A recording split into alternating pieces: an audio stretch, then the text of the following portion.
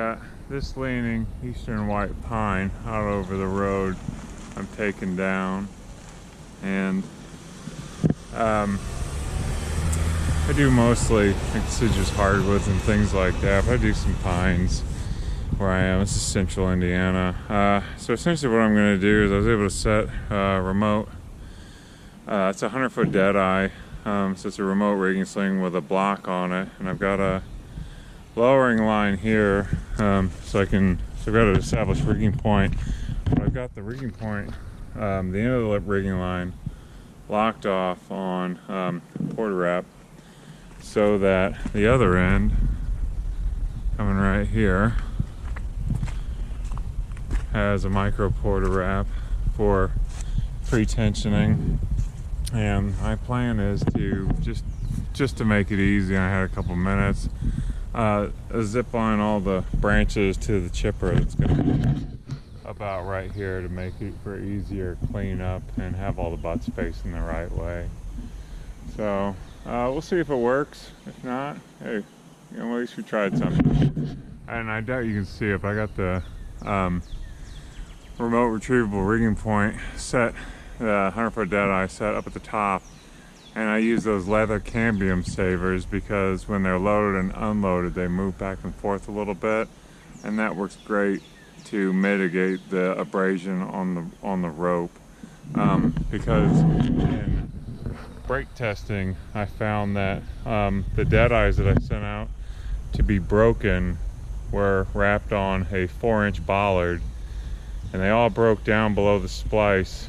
And then I put 2 and 2 together and saw the burns, and the deadeyes themselves that I spliced weren't breaking. They were breaking at the bend around the bollard, so at the very least they're stronger than, the splices were stronger than the breaking point, which was because of the friction where the bollard was, they're slightly moving on the bollard. Anyway, have a great day. Bye.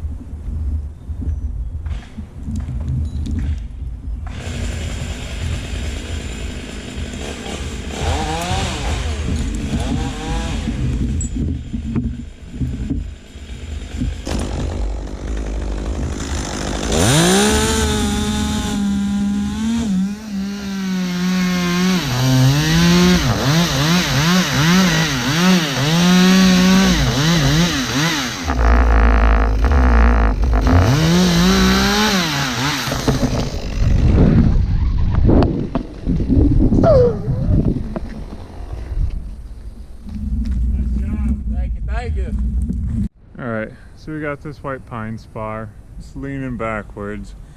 We're going to pull it over, and we've got 5-to-1 mechanical advantage put on it with double sheave pulleys.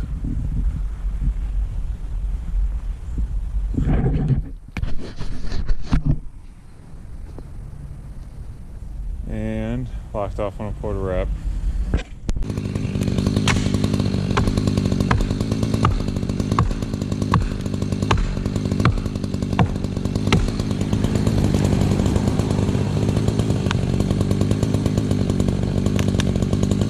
Are you pulling?